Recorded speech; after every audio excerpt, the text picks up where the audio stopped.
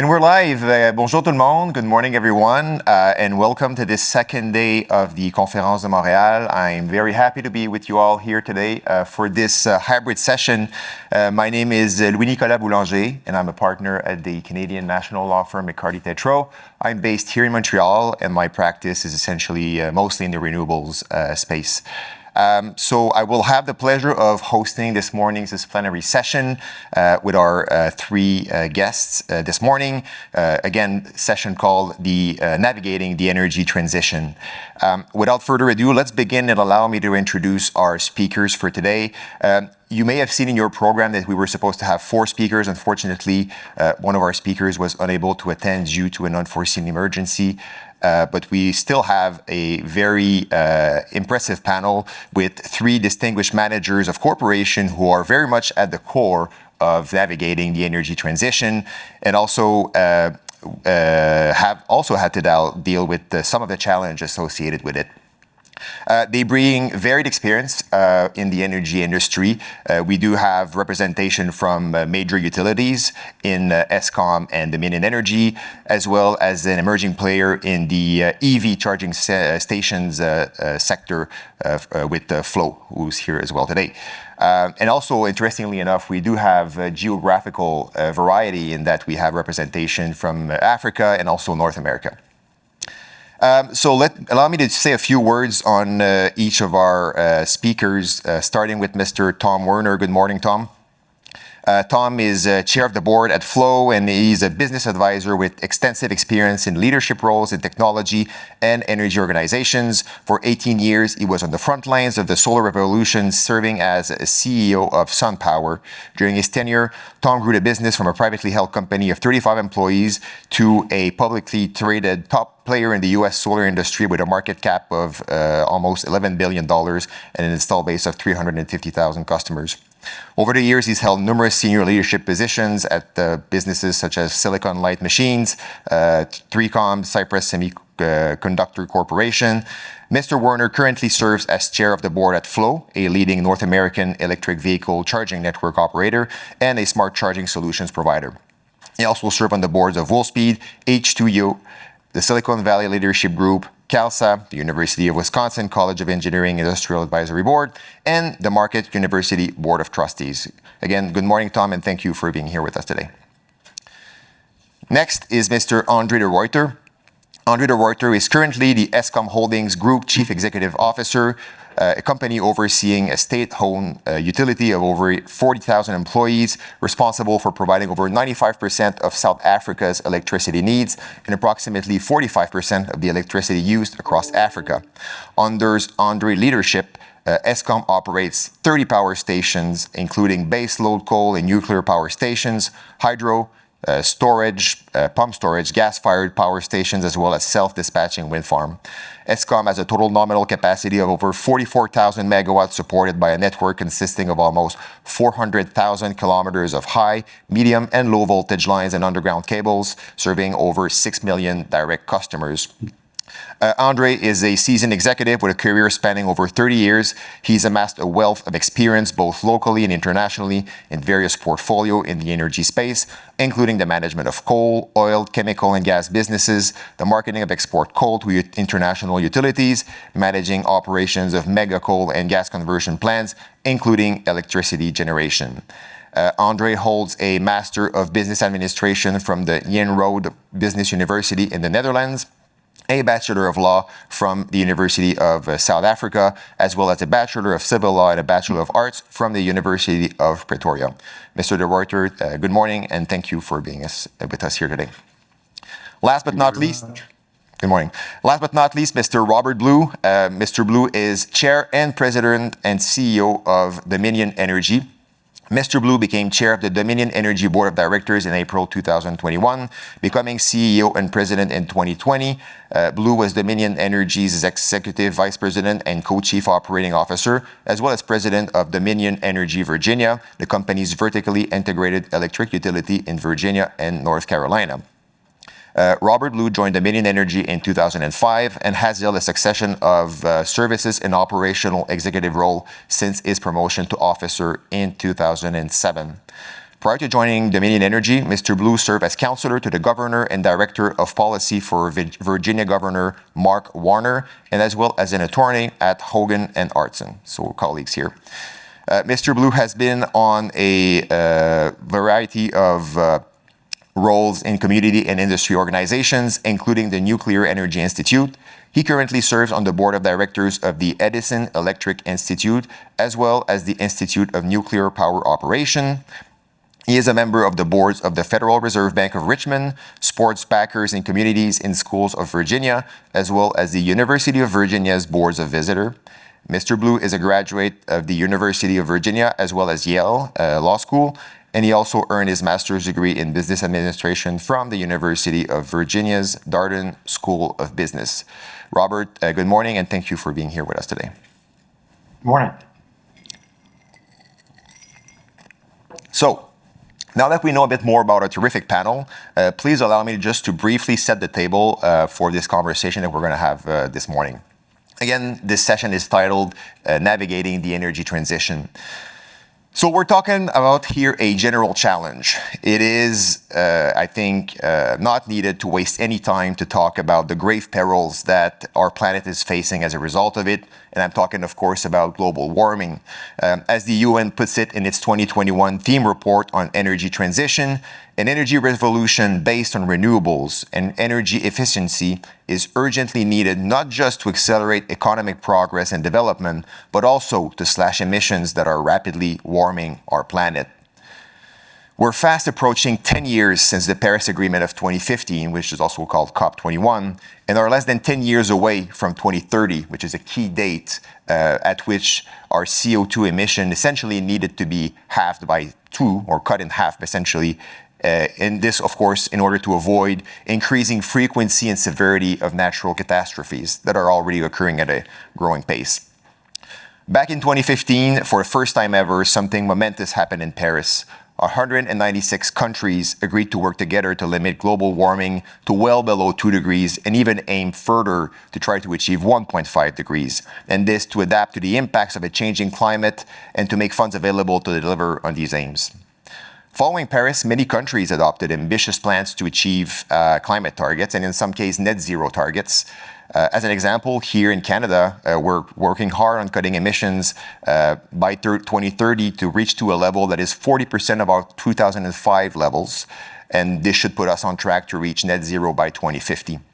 But all of this was not enough, and we're just coming out of COP26, which took place last October in Glasgow, which had a view of updating the initial measures that had been put in place. And we now have a global agenda for the next decade, which includes essentially, among others, of course, but we're talking about phasing down of coal, financing developing countries to support them in their efforts, as well as phasing out of fossil fuel subsidies. But more importantly now, we have a global support of the fact that the energy transition can no longer be undertaken in steps or incremental steps. It must be accelerated and must become a complete overhaul of the system, or else we're not going to get there. The energy transition is now in full motion, and over the next decade, every aspect of national energy systems will be affected by change in climate and energy policy, as well as financing, continuous technical advancement, and shifts in energy supply and demand.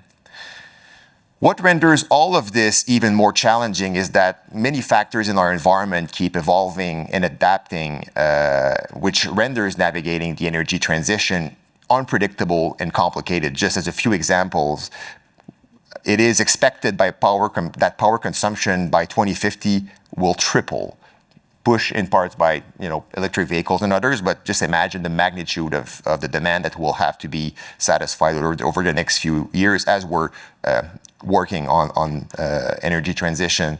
We're expecting that the global demand in fossil fuels will peak in 5 years approximately. That's some data that's out there. Also, some people expect that we're going to get 80 to 90% of our global power generation by 2050 solely from renewable sources as the technology keeps getting cheaper and more efficient. So all of these factors are just rendering the whole operations of businesses in this context much more complicated. And add recently humanity defining developments, which only renders the whole thing a bit more messy and complicated, as we've all seen recently with robust spikes in energy prices, in part due to a strong rebound following the COVID pandemic, and more recently, a continued trend of countries rushing to secure their energy supply, also accelerated a bit by what's happening, of course, in Ukraine. And these raises questions as, for example, will the energy prices have the effect of delaying the energy transition, or on the contrary, will it accelerate the phase out of fossil fuels and support the growth of low carbon alternatives? So this is the context in which business have to navigate. Some companies, such as the utilities, have been under tremendous pressure to adapt their business model and facing technical issues such as grid operation and flexibility in the mix that they're offering.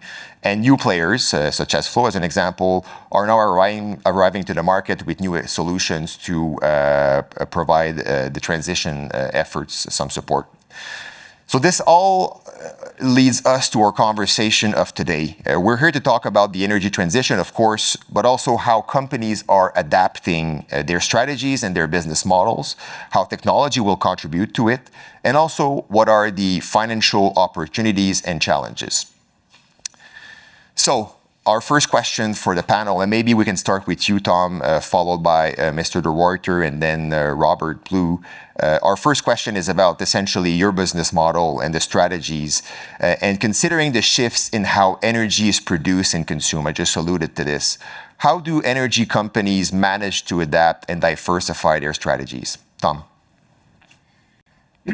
Well, first, let me provide a little perspective from my background. I started in energy as CEO of SunPower back in 2003. And I can tell you in 2022, it's just an incredibly exciting time to be part of energy, and I'll explain why. Since 2003, the solar industry is almost 100 times as big as it was when I started. And this is important because electricity generation is 30% of carbon emissions. And if you think about new electricity generation, almost all of it is solar and wind today. So all new electricity generation is solar and wind. Now, if we look at vehicles or transport, that's truly an incredible space to be in as well. That's 20% of carbon emissions come from transportation. So taken together, electricity generation plus transportation is half of the challenge that we face. And when we put the two together, the transition in transportation from internal combustion engines to EVs or electric vehicles, with all the generation converting to renewables, we're actually going to be powering our transport with the sun and wind. And we should stop and reflect on that for just a second, because that's really incredible and really exciting, because that means that we'll be powering our transport with a renewable resource that, importantly, never inflates. The cost of sun and wind has been the same forever, and that is free. So it's really an incredible time to be part of the energy transition because of these significant changes that are happening in half of the carbon emissions. Now, I'm also part of Flow, or I am part of Flow now. I'm the chairman of the board. Flow is a Canadian EV charging company, 65,000 fast and level 2 EV charging stations in public, private, and residential locations across America. So the remainder of my comments will be about Flow and about EV charging. So when we think about powering your car and how that's going to change, of course, instead of going to the gas station, we'll plug in to charge our car. The experience of doing that will be completely different. So it won't be like you go to a gas station and you fill up and however your experience is today. That will change. And I just want to talk a little bit about how that will change. So first, to put it in perspective, it'll be very geographic centric. So depending on where you are, you can imagine if you're in New York City, where Flow has deployed a charging network, it'll be quite a bit different than if you're in a rural area, say somewhere rural Canada, which I'll speak about later in subsequent questions. So it depends on where you are, will be your charging experience. And if you think about your vehicle, 95% of the time, it's not in use. So you have that opportunity 95% of the time to charge your car. And of course, that can only happen if you have charging that has a variety of places where you can charge. So at work or curbside or fast chargers that would be deployed more in rural areas. So when we think about charging, it depends on where you are geographically, and it will be deployed in different locations, as I mentioned, curbside and at your workplace or fast charging. And that has implications to the utilities and how we interface with the grid, because fast charging, of course, is a great amount of power in a very short amount of time, which has impacts on how we interface with the grid. And so we need to consider that when we consider how we deploy charging.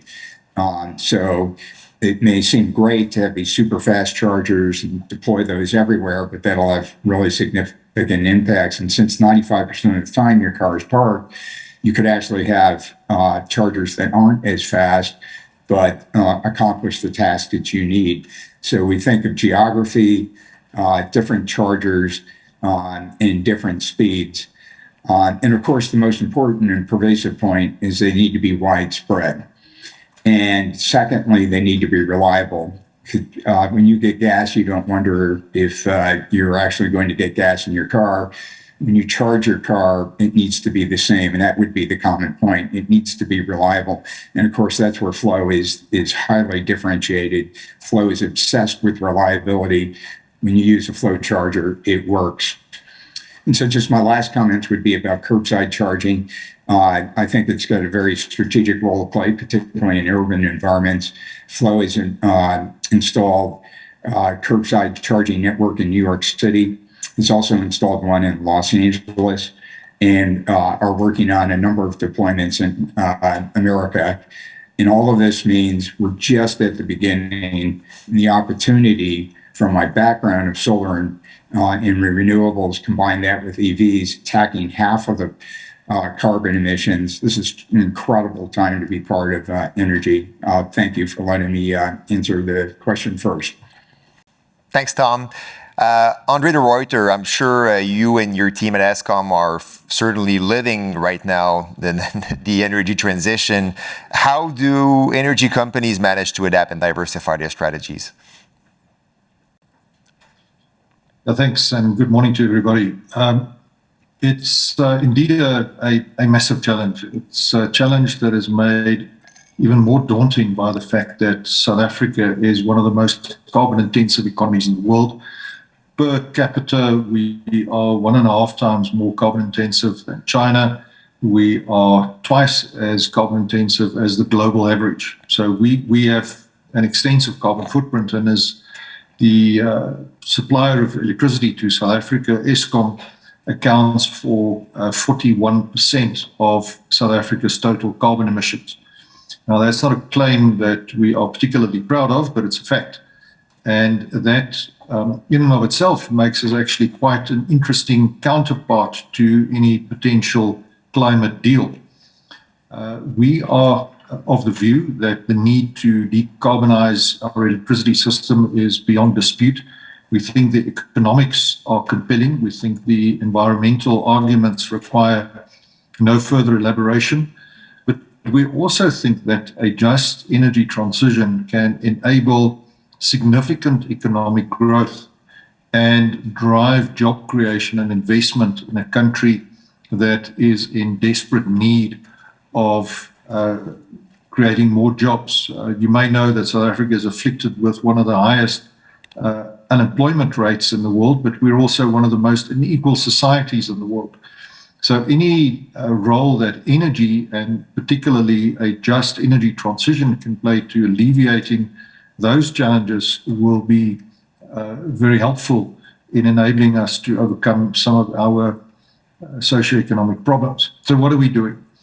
We have a fleet of power stations, some of which are quite old and are now rapidly approaching the end of their lives.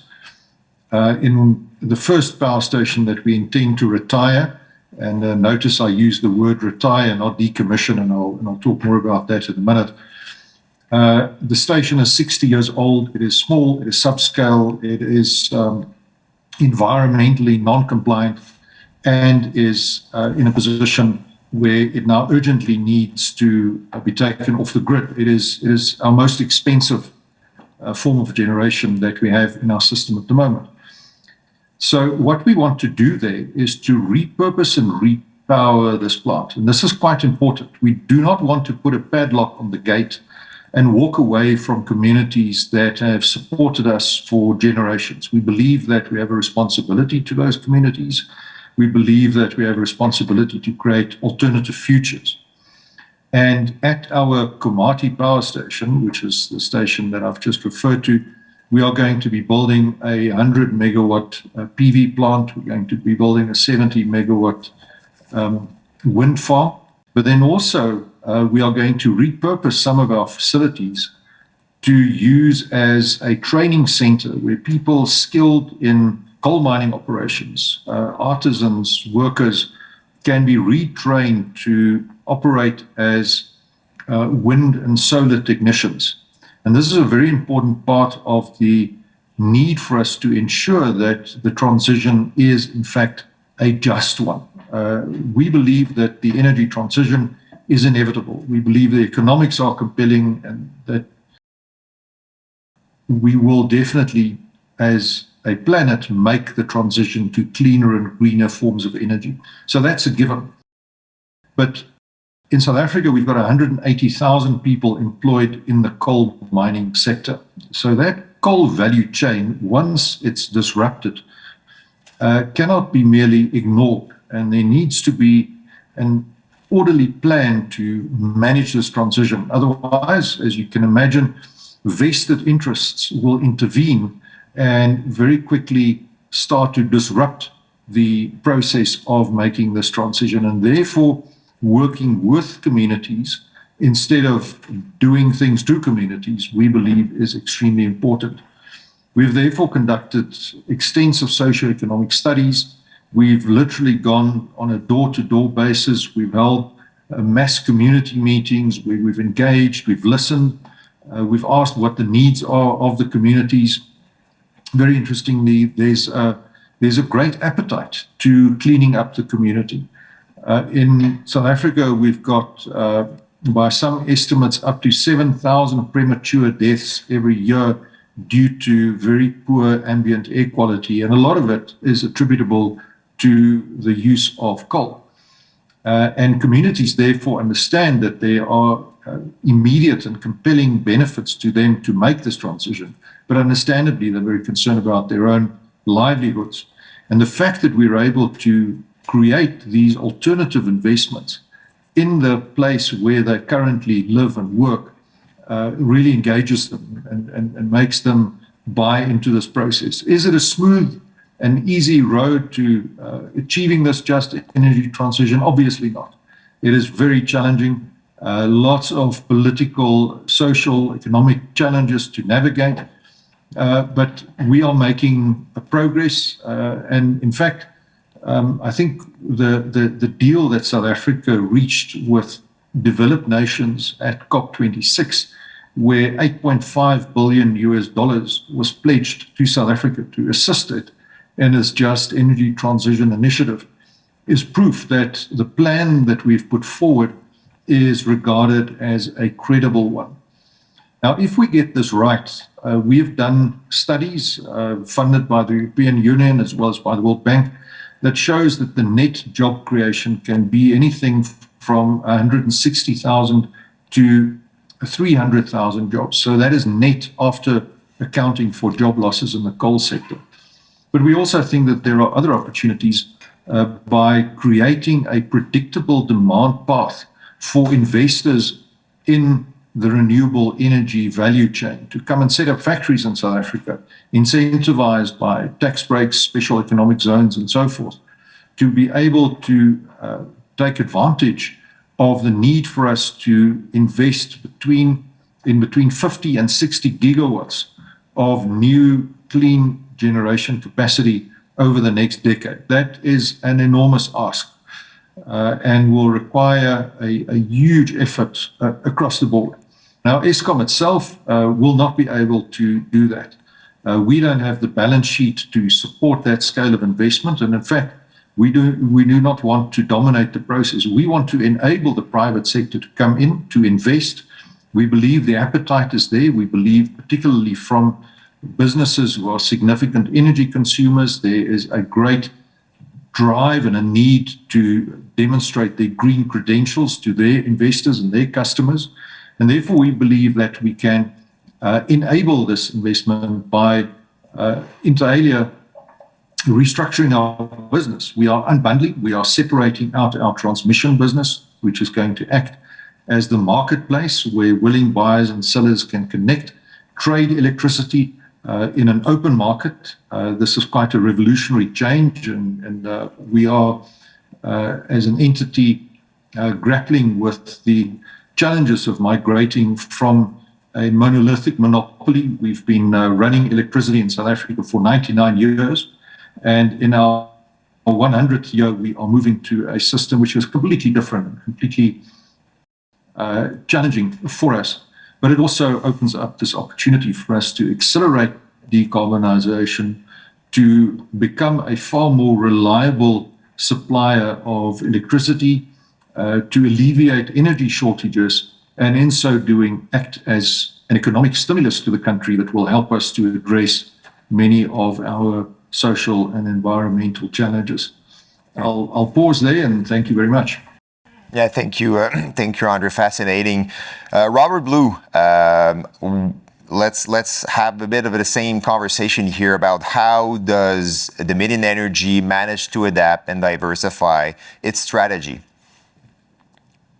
Well, good morning, and thanks for the opportunity to participate, particularly with such a distinguished panel. And I'll follow on what you heard from Tom and André about the transition to renewables, and importantly, I think André made some very good points on the just transition, which I think should not be lost.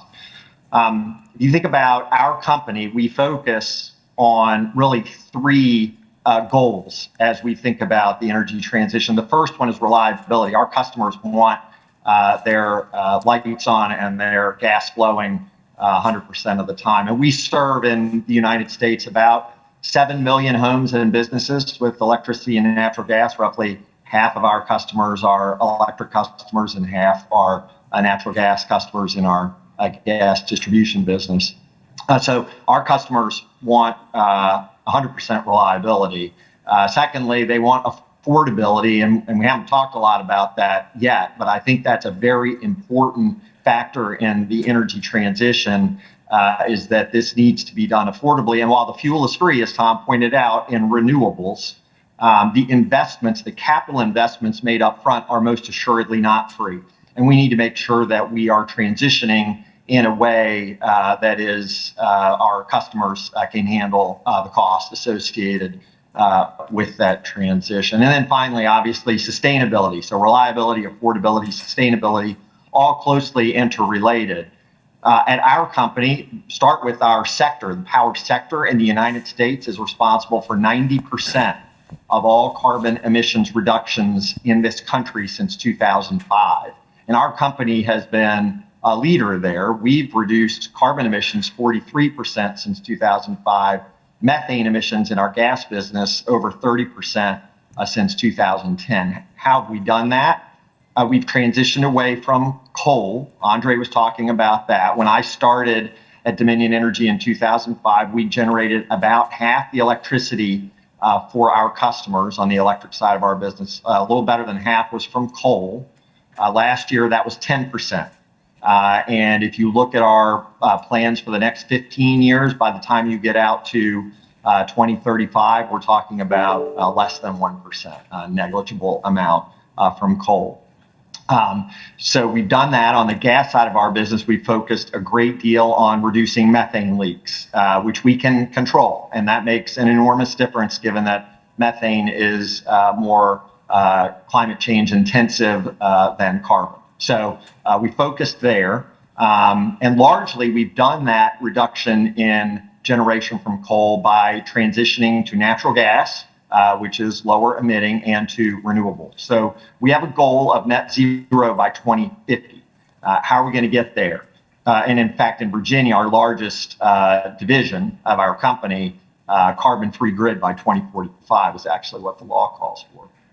So one of the ways we're going to get there is to continue to operate our existing nuclear units. And Tom did not mention that when he talked about the energy transition. But in our view, it is not possible to achieve the kind of carbon reduction goals that we know the country needs, that our company needs, that the world needs, if we do not continue to operate those nuclear units. That's 30% or more of the electricity that we generate today, carbon-free nuclear. We need to be able to continue to operate those units. Then we need to transition to more renewables. So our company is currently developing and constructing the largest offshore wind farm in the United States. So big scale renewables are incredibly important. That's a 2.6 gigawatt project, serves more than 600,000, almost 700,000 customers will be served from that when we finish it in 2026. We will continue to add solar to our portfolio. So all of those things can get us very far along the chain toward our net zero goal. Not all the way there, but make a lot of progress. But we need to be able to do it, as I mentioned, in a reliable and affordable fashion. That's going to mean more investments in the grid. Tom obviously understands that really well, given the way his company is operating. And we see that too. We see substantially more demand from transportation. There are ways we can manage that within the existing grid, but we're going to need investments. We're going to need a better understanding of the grid, more visibility into the grid, and a better ability to control flows than we can today. So we'll have to invest in that. We're going to have to sequence this in a way that maintains affordability, because if prices get out of control for our customers, in our view, that's the quickest way to put the brakes on an energy transition that I agree with André is inevitable, but we got to be smart about it, or it can become much more choppy than it otherwise needs to be. So we have plans to achieve all of this over the course of the next 20 years. Ambitious plans, but ones that we think we can carry out. And we've demonstrated already an ability to make significant progress on decarbonization. Fascinating, and each one of you alluded to it in his response, and clearly technology will be key in allowing us to achieve our objectives. So I would like us to have a conversation about how technology will contribute to power the future. And perhaps, since I want to make sure we have enough time to tackle our last question afterwards, we can spend 4 or 5 minutes each to exchange on that. And perhaps we can start with Mr. André de Ruyter here. André? Now, I think technology is indeed going to be the key. If you look at fossil fuel technology, it's pretty much maxed out in terms of its efficiency. One has definitely squeezed out all the efficiency one can from coal-fired generation. There's maybe a little bit more to get from gas. But if you look at the technology development specifically for photovoltaic systems, I think we are still on a learning curve, which holds great promise for the future. I think the big thing that is underestimated, and I want to link on to what Bob said, I think is absolutely spot on. The grid is extremely important, and many people regard the grid merely as a wire connecting the generator to the market, and of course that's completely not true. As someone who's responsible in the South African system for ensuring that we've got 24/7 electricity at 50 hertz, which is our frequency, unlike yours, that it takes a significant amount of management. And as we have more self-dispatching technologies coming onto the grid and more a requirement for smart grid management, I believe that predictive technologies, in particular artificial intelligence, to proactively manage the grid will become extremely important as enablers. The other very important enabler is going to be enhanced storage capability in order to leverage what you produce at 12 noon so that you can use it at 7 p.m. when people get home and want to start cooking. And this is a very important element that I believe gets far less attention, but is of equal importance. Tom will probably know a lot about batteries, a lot more than I do, certainly. And I think that this is a technology that, again, is on such a fantastic learning curve that we really have great hope for the next 5 to 10 years about what the future will deliver. But the point is that I don't think we should wait for technology to mature before we start the transition. What we know now is that PV and wind, as they are today, are more than competitive, even if you add the cost of storage with the full cost of conventional fossil generation, particularly coal, including environmental abatement. And therefore, I think the business case is compelling as it is, and we should start doing that as soon as we can, because I don't think we have too much time left to waste. Thanks. Thank you. And before, Tom, you can comment on the batteries. Bob, Lou, anything to add to what André just said? And just a couple things. As we think about our net zero goals, we can see our way with current technology to about 80% of the way there. But we're going to need some additional technology developments to get us all the way there. One of them may be advanced nuclear. I talked about our existing nuclear units, but it may well be that advanced nuclear, smaller modular reactors that reduce construction risk and can be operated with safety margins that make sense. And if that can be done economically, that might be something that we think holds great promise. Hydrogen is another possibility for us. And we're looking at blending hydrogen in our gas distribution system today. If the source of hydrogen is green, then the obviously combustion of hydrogen does not contribute to climate change. Certainly something we've looked at on the gas side, but also potentially for power generation. And André talked about storage, which is obviously incredibly important. We operate storage as pumped storage today, hydro, and we're investing in battery storage, but seasonal storage will also be critical.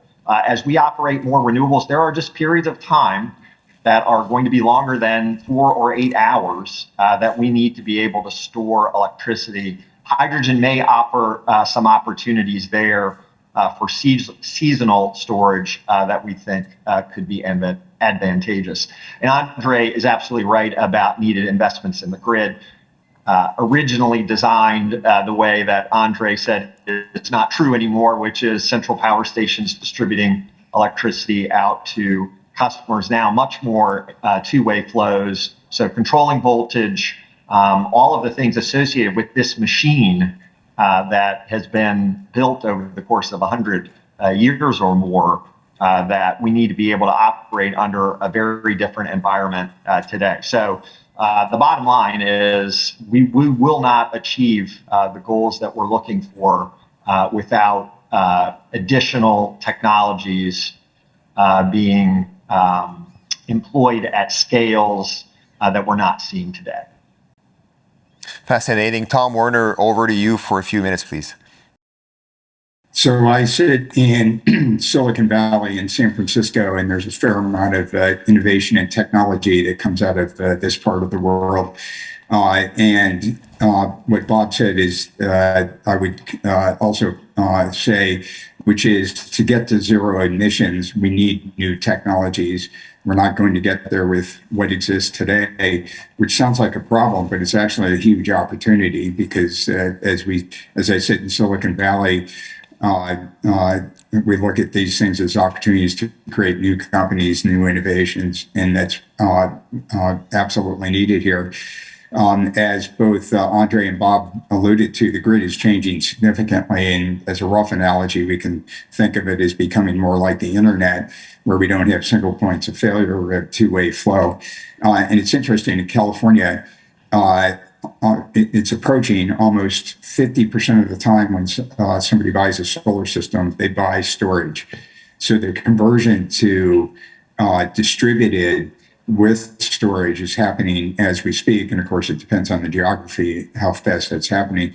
So it's really amazing what's happening today, but the transition to zero carbon requires new technologies. And what I want to comment on briefly is smart grid, or smart and flexible grid, which both Bob and André alluded to. As we add more distributed solar, as we add more storage, and of course, as part of flow, as we add millions of EVs, the grid will change dramatically. And I mentioned in terms of EV charging, the technology varies depending on geography, speed of charging, and the technology that you use will be varied dramatically, and allows you to charge, because 95% of the time your car is not in use, allows you to use that energy and participate in the grid. So what will become really important on top of the EV charging experience is the software, and the software that enables you to schedule when you charge, because when you think about it, you can vary the cost of charging, in California anyway, by a factor of 5, depending on when you charge. So having intelligent charging will be super important, particularly to the end user. And when we think about participating with the grid, the battery in an EV is 5 times as big as the average home battery. So when we think participation with the grid in a smart grid, EVs are going to play a critical role in so-called vehicle to grid, which is using the energy that 95% of the time the car isn't in use to balance the grid or to offset peak load. So it's a truly exciting time. There's an amazing amount of innovation happening as we speak. It's not enough, and that's a great opportunity, because that means we can innovate and solve the carbon challenge that we have over the next few decades. So again, I would reiterate, what a great time to be part of the energy transition. Absolutely, absolutely. Thank you for these thoughtful remarks. We're sort of getting short on time a bit, so we have perhaps time for one last question, and maybe we can use that as if you want to make closing statements in connection with that, that would be fantastic. This question is about financial opportunities and challenges associated with the energy transition. You've all made some comments surrounding that already, but if we could dive into a bit more details, what will be these opportunities and challenges, not only for your companies, but also investors, policymakers? Maybe we can start with you, Bob Lou. Sure. As we've discussed already, there are tremendous opportunities with the energy transition for new jobs, for better health for our customers, and for improved economic output. But as we think about it, we also need to be mindful of the costs. André talked about the transition. I talked about costs to our customers. There are going to be communities that are going to need to adapt as we move from providing energy to our customers one way versus another. And we need help from policymakers, and we as companies need to focus on that. Every time you turn a light switch on in the United States and the lights come on, you should thank someone who works in a coal-fired power station, because we have all benefited from that for decades. But they don't just want our thanks. They want jobs and they want opportunity. And so we're focused as a company, the same way André described, is making sure that there are opportunities for our colleagues who have worked in the industry for some time to train to do things a little bit differently. So we need to work with policymakers on that, and we need to take that obligation on as companies. Also, I cannot stress this enough, the importance of being able to permit new projects. And I'm only familiar with the United States. I'm not as familiar with issues across other parts of the world. But the permitting, we need to move quickly, as you pointed out in the opening. We need to move quickly, and if we cannot permit projects, in some cases, generation projects, in some cases, transmission to move energy from one place to another. If we can't permit those, we will not be able to move quickly enough to address the challenges that we face. And so I think it's incumbent upon policymakers, again, for companies to make sure that we're transparent, that we're thorough, but it's also incumbent upon policymakers to be thorough and efficient and quick in order to make sure that we can permit what we need. If we do that right, there will be opportunities for our customers economically. We can do it in a way where their costs don't get out of control. And our shareholders will benefit as our companies grow as we make this transition. So lots of opportunities there, but we should not forget about the challenges that we're going to face as we move forward. Thank you, Robert. André de Ruyter, over to you. Thanks. Yeah, I think the numbers are actually quite interesting when you start to look at the cost of carbon abatement. The first point to make, of course, is that carbon is a global phenomenon. A ton of carbon emitted in India or South Africa has exactly the same impact on climate change than a ton of carbon emitted in the US or in Germany.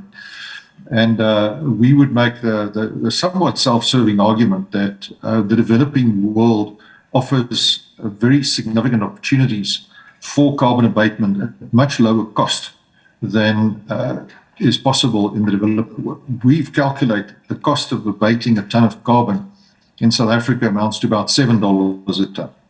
And that compares to around about $120 a ton in the developed world. And the reason for that is that in many instances in the developed world, the low-hanging fruit have already been reaped.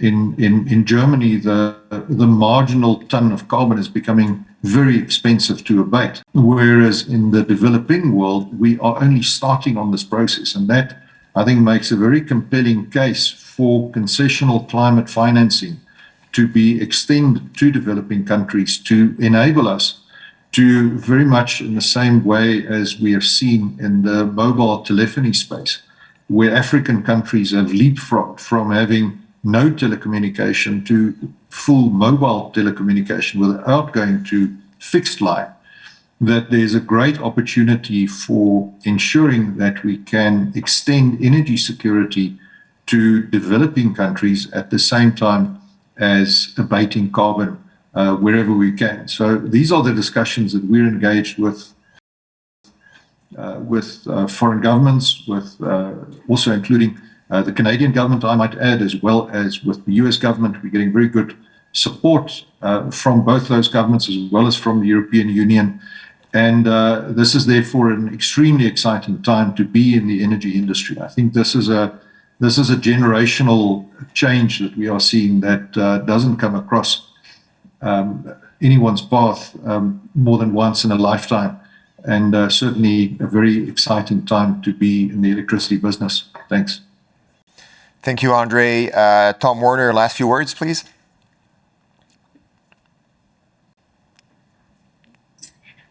Sure. First on financing, I think we're going to see very similar trends that we saw in solar happen in EVs and EV charging, and that being as a service or leasing models. And then there's a policy role as well in terms of R&D. But I appreciate Bob and André both commenting on equity. And I think through financing, we can make EV charging and sources of energy accessible to all, and that's really critical. And then in terms of my concluding remarks, just a few comments about Canada. And using that as an example, NRCan has been instrumental in terms of driving the transition to EVs. Canada has a goal or Quebec has a goal of 1.5 million EVs by 2030. There's 120,000 already on the road, so it's working.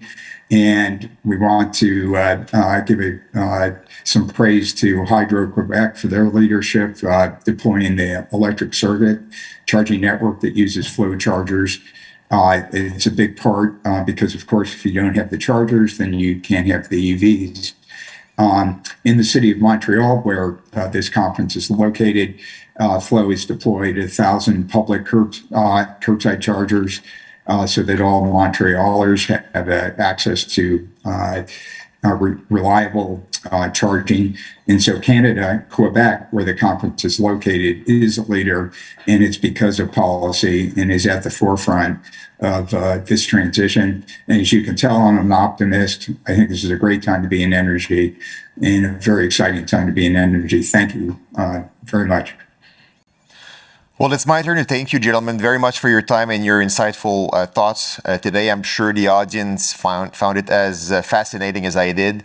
Again, Robert Blue is Chair, President, and CEO of Dominion Energy. André de Ruyter is Group Chief Executive at Eskom. And Tom Werner is Chair of the Board. So again, gentlemen, thank you and have a great day.